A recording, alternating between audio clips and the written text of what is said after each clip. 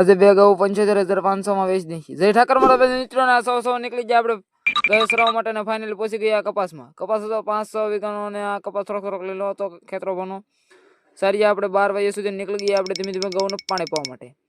તો ફાઇનલી રેવા ગામના વેડે પાણી પાવા માટે આવી ગયા અને રેવા ગામના વેડે ગૌને પાણી પાઈ નીકળી ગયા આપણે વસા સરાવવા માટે. તો ગયો ને સરાવવા માટે અહીંયા આવી ગયા. આપણે 2-3 કિલોમીટર આગળ ત્યાં ઊભા રાખીને આપણે બી એવા ઘરે આગા ભરવા આવ્યા હતા. આપણે વેચી દીધી છે આગા અને પછી કેરી ગાડી હતી એમાં ભેજી દીધી આપણે આગા. અને બીજી ગાય હતી આ વિપુલભાઈની એ ભેજી દીધી.